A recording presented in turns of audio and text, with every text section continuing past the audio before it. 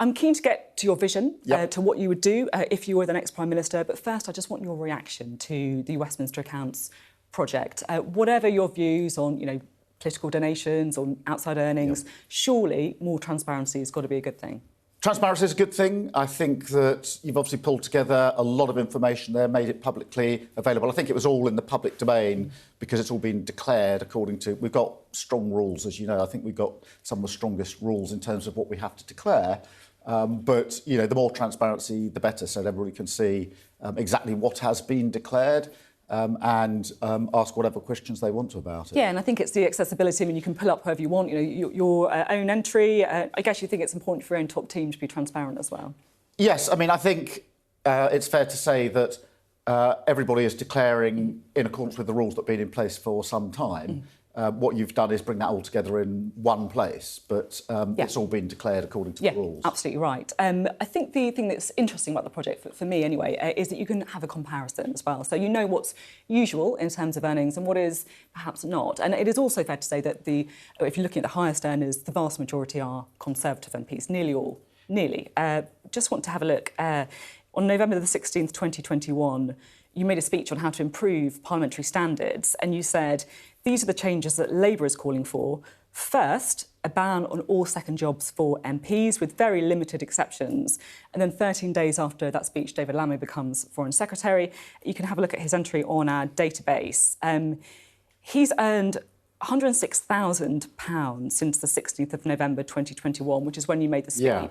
So how is that compatible with your ban on second jobs? Well, Sophie, what I was proposing was a system for all MPs, that we should ban second jobs. There's a discussion about what exemptions there should be. I think David, for example, does a lot of media work, and I think media work and writing books is all part of the political process. But there's a discussion to be had. What I was urging was for the whole House of Commons to agree new rules, because I do think that we should get rid of second jobs, with some exceptions. Some people have jobs where they need to top up their skills.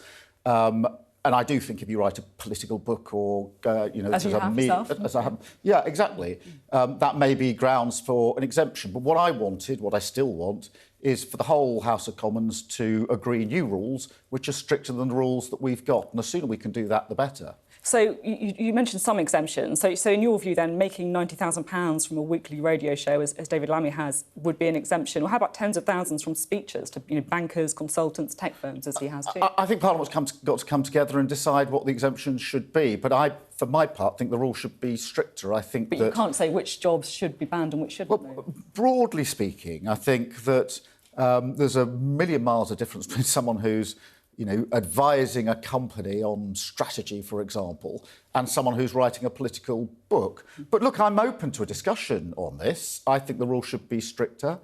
I would like the House of Commons to come together again and have another go at changing the rules. Obviously, when we said those things, that was in the middle of some terrible rule breaking that was going on in the House of Commons. Last year was a busy year. But look, do I think the rules should be stricter? Yes, I do. Do I think it's very good that it's transparent? Yes, I do. Do I encourage the House to come together? Because in the end, it's not a party political matter. It's got to be the whole of the House of Commons. Do I want the House of Commons to come together to have another look at it? Yes. Then we can have a discussion about what the exemptions should be. The narrower, the better, in my view. But obviously, we've got to reach an agreement and go forward from there. OK, thank you very much. You want to be the next Prime Minister. Right now, for many of our viewers, the number one priority is the health service. Yes. What is your plan? Well, I think, firstly, we've got to acknowledge that the health service is not just on its knees, it's on its face. I think as we sit here today, there are 7.2 million people on the waiting list. Speak to anyone who works in the NHS and they'll tell you just how stressed it is. My wife works in the NHS, so I know this firsthand. So the NHS is on its face. There are immediate things that we have to do to get through this winter. But I think that bigger than that, we've got to have change and reform. We've got to make sure the NHS is sustainable, not just through this winter, but over the next 10 years. And that's why I've asked West Streeting to do our work on change and reform. And I want a 10-year plan for change and reform of the NHS. And that's what we would usher in as a Labour government, not just the sort of what I've called the sticking plaster politics of getting through the winter crisis, but actually fixing the underlying problems and changing the NHS. So, for example, I think we need much more preventative work. We need to intervene much more quickly. And I want to see health accessible in our communities. So there's big change. And I think it's for the Labour Party to do that. We set up the NHS and we will ensure the future of the NHS. But just at the moment, we've got a crisis. And it's the worst crisis we've ever had.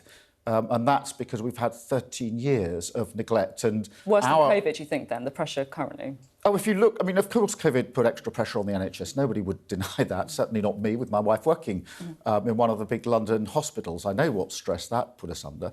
But the waiting lists were, 4.6 million before we went into COVID. The difficulties we've had with workforce has been there for a very, very long time. They've never been fixed by this government. So one of the first steps we would do, and we've already set out, is to get rid of the non-dom status, which allows very wealthy people not to pay their tax in this country. We'll get rid of that and use the money from that to double the number of medical students coming into the NHS. So that's the first practical step. But we've got to go much further than that. Change and reform is what is needed. We're going to consult on this in the course of the coming months, and then there'll be a 10-year plan for the NHS under the next Labour government. You are doing the thing that some people are very frightened of doing, which is talking about private sector involvement as well. In your speech this week, you talked about the public and private sectors working in partnership.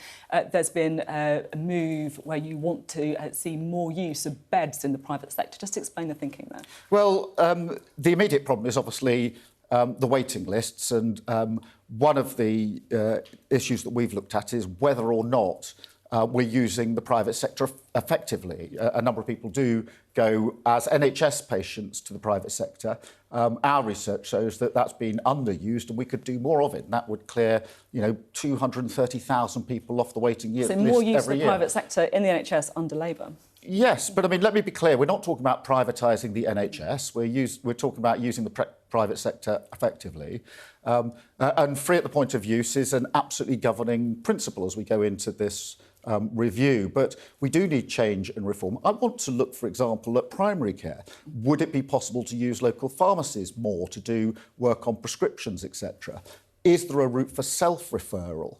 What do we do about, the partnerships of GPs, which I don't think are necessarily as efficient as they should be? We're asking all the questions that a bold incoming government should ask about change and reform. Now, we want to consult because obviously we need to test these ideas. With the doctors' unions that it sounds like this could provoke. You're willing to have that battle? Yeah, we've got to have battles. I mean, I ran a public service, the Crown Prosecution Service, for 5 years as part of the criminal justice system, and I reformed that. And my experience of reform is there will always be people who say, I wouldn't do that, I'd keep it as it is, don't touch anything. I totally disregard that. I think if there's change to be made, we've got to get on and make it. Okay. So this isn't a battle with a particular sector, but it is a statement of intent. We need to change, we need to reform, we need to make sure the NHS can survive for decades to come, and that will mean change and reform, and we're not going to back down the first time somebody says, well, I wouldn't do that, I wouldn't change this.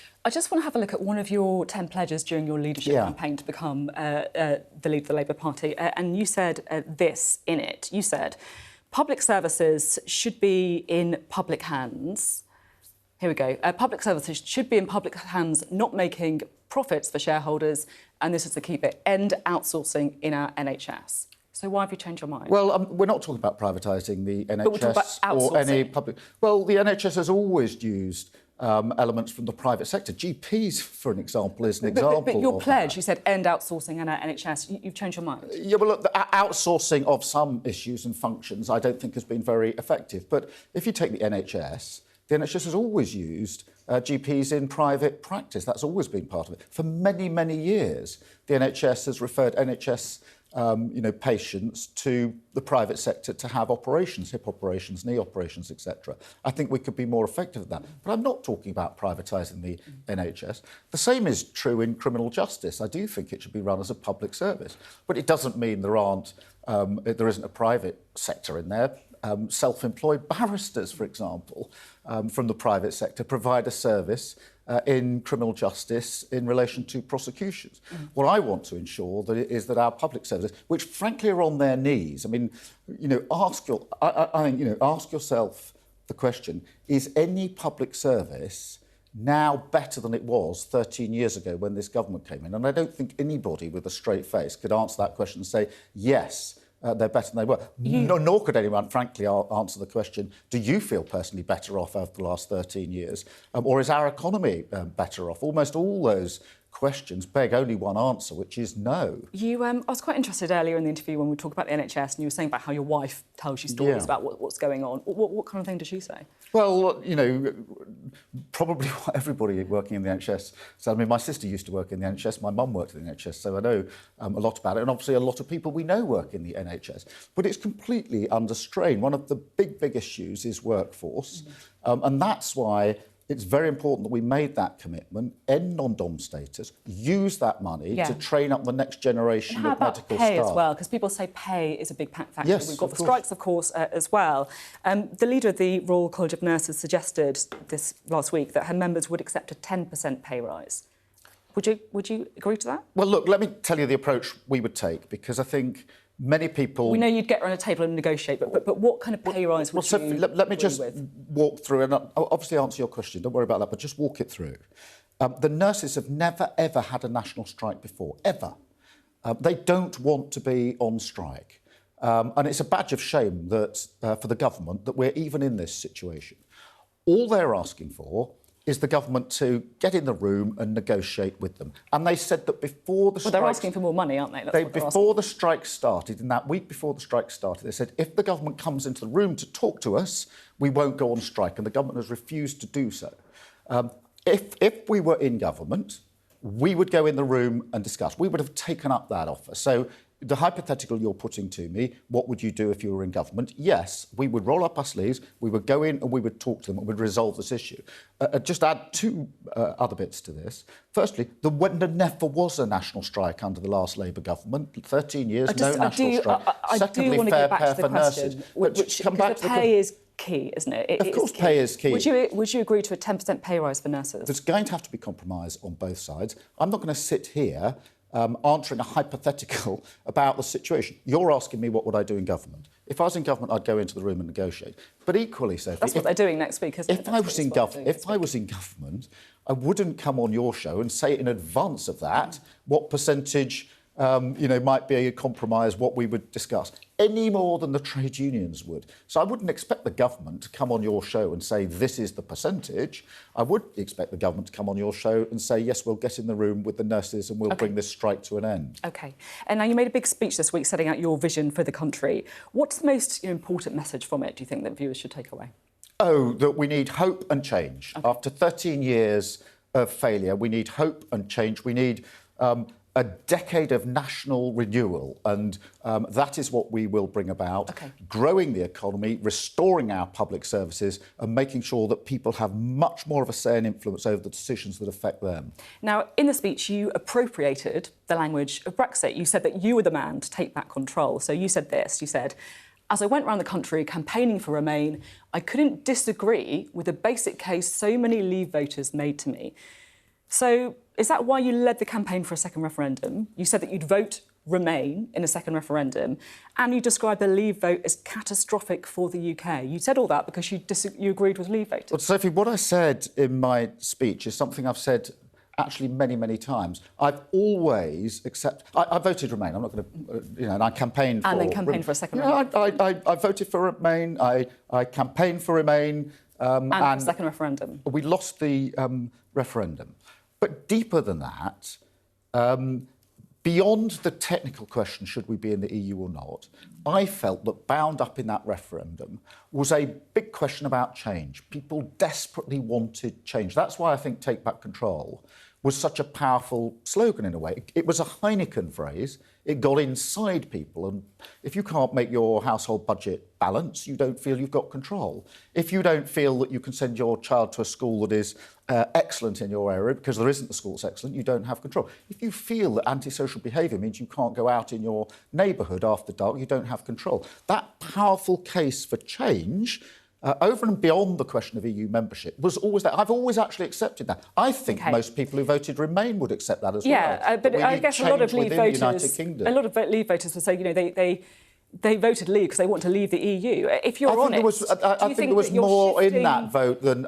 yes, of course. If you're honest, do you think your shifting message is because the electorate that mattered to you at then was a pro-Remain party membership who'd be voting for the next Labour leader? The electorate that matters to you now, when you're promising to take back control, are those swing voters, many of them who voted for Brexit. Are you changing your message to suit your own purposes? No, Sophie, I've long reflected on that 2016 referendum, as I've reflected on the Scottish referendum in 2014, where a large number of people voted yes.